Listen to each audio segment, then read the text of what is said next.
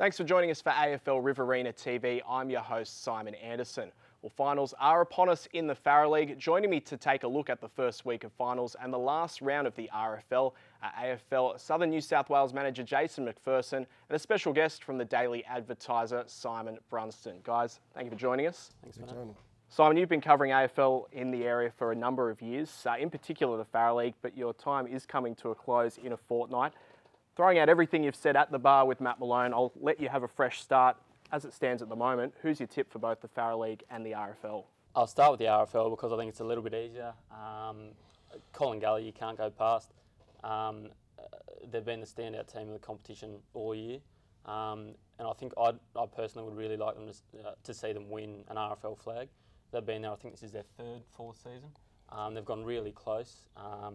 As I said, they've been the standout team and I think they'll win it. In the Farrer League, it's a little bit trickier. I think looking at Mara's form, I think it is a three-team competition at the moment. And that's not, putting down North Wagga or Mara, but looking at the other three teams, I think they're just that step above. I'm on the Blues bandwagon, so I'm going to say Colliambly. But that's not to say East Wagga or Temora can't win it. I think it'll be one of those three teams. Well, let's take a look at this weekend's footy. The qualifying final, Colliambly up against East Wagga, a rematch of last week at Langtree Oval, Mara on Saturday. What do we make of this weekend, Jace? Either East Wagga have Collie's measure or Mitch Carroll's men have something up their sleeve for this week? I think it might be a bit of both. I think East Wagga are hitting their straps at the right time. They've had players play more minutes over the last month and Geppert's kicking goals. I think that's been the difference. Colliambly have been up for a while, but I think Langtree Oval will suit Colliambly. I think they're inside ball getters like the Mitch Carrolls and the Pound boys. Will get those clearances and give them first use of the ball, which will be vital come finals football. Bruno, a couple of names mentioned there, Dean Pound and Mark Geppert. Are they the two men that hold the key to this game? Look, I think Dean Pound might, but then again, on the weekend, Dean Pound was outstanding and he didn't have much help from his teammates. Drew Kenner got a pretty hard tag and had very little influence on the game. Simon Mackey was almost invisible, which is unlike him. Mackey usually takes, his 10-12 marks a game and he's really strong. So Dean Pound's going to play well, but just saying that doesn't mean Colliambly's going to play well. On the other side, East Wagga probably needs Mark Geppert to be kicking his goals if they're going to win. So possibly Mark Geppert, yes, and Dean Pound, not so much. Jace, is it realistic to think that these two could meet again on grand final day at Mara Oval? Absolutely, yeah. Finals football, it's 18 on 18 on the field. Anything could happen. You talk about North Wagga and Mara playing, they could be playing grand final in 3 weeks' time. So, yeah, very much so, especially with Temora and their position with their coach. But I think, honestly, that Colliambly, I just think they'll be too strong over the ball, and I think Mitch Carroll's got something up his sleeve for this week. You mentioned Temora, they're going to sit back and await the outcome of this match. Simon, what do you make of Temora's year, and in particular the news that despite winning back-to-back premierships, the Roos have decided to let Mark Kruger go? Look, they've lost some games that they probably shouldn't have lost. But, maybe a team like Temora, they've been so successful for 2 years now. Maybe they needed those couple of losses. They lost to North Wagga. They lost to East Wagga. I'm not sure what you make of their year.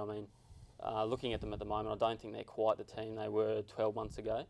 And on the Mark Kruger thing, it was a little bit strange. The clubs released a media release on Friday, and they said basically we're letting Mark go because he's overachieved, which could be the first time in history a club's let a coach go for being too good at his job. But make of that what you will. And I don't think the timing was great. Temora said they haven't got a coach sewed up yet for next year, but I can't see any other reason why they'd come out and sort of announce that they're letting Kruger go unless they've already stitched up their 2015 coach. And, it's going to disrupt their preparation for finals, definitely. Sounds crazy. As an outsider, why would you offload your coach 3 weeks in, like a week out before finals? It's got to be disruptive. I think they've got the best list. The stats show they're the best defensive and attacking team in the comp. Whether there's a bit of push argy-bargy within the club, just hold fire from my point of view until finals are done and dusted. So it'll be really interesting to see how Temora pans out over the next 4 weeks with their leaders within the group. This could either make them or break them, but for me, I like them still. We mentioned Dean Pound before, Drew Kenner, and he fought it out for the Grain Court Player of the Year award.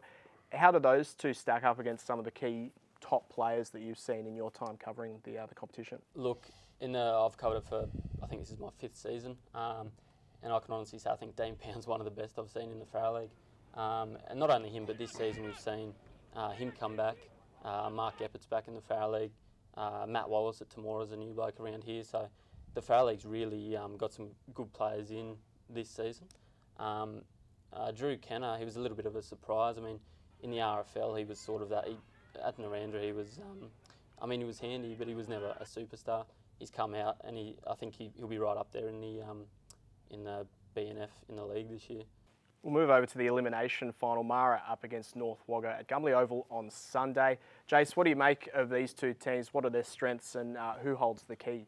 Look, I think Mara, they're walking wounded. I think I don't know if they're better players, their key players have got enough match time in their legs over the last month because of injury, and I just think the depth worries me. North Wagga, I think their outside run is their strength. I think it's going to be a dry day if they can get outside, carry the ball and use it. I think that'll be the key, their kids running the ball. Bruno, what are the chances of the winner this week of going beyond week 2 of the finals? Yeah, it's hard to say. I mean, you look at Mara, it's almost a tale of 2 seasons for Mara this year. Started the season red hot. The last couple of months they've really gone off the boil a little bit. They're a bit like your golf game. You never know what you're going to get from week to week. Sometimes it is brilliant though. When it works for them, it's great to watch. But yeah, recently they just haven't been turning up.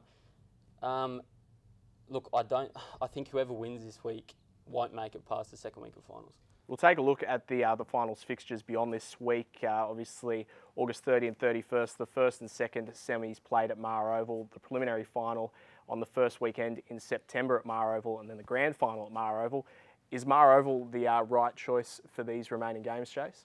It depends who you talk to. I think we've got this $8 million facility in Wagga called Robertson Oval that is underutilised.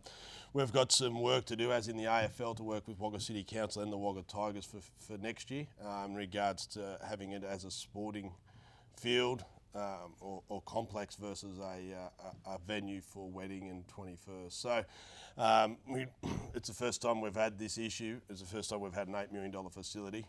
It's underutilised for finals for Afl Riverina, and we want to see more action on it. Not saying that we want to take away from Narrandera or the MIA. We just want more footy played at the Robertson Ovals of the world instead of the Gumleys and the Langtree Ovals. We'll move over to the OAMPS RFL, the final round of the competition. Really, 4 teams looking towards finals, another 4 looking towards Mad Monday. Colin Gully up against Griffith. Gully unbeaten since round 1. Does that surprise you, Simon? It does, yes. I mean, you look, they've lost Mark Geppert. They've found a really good replacement in Brent Aho. But they've also lost, a couple of other good, Curtis Allen as well. I didn't think they were going to be the team they were last year, but they've obviously come out and proven me wrong, which they've done before.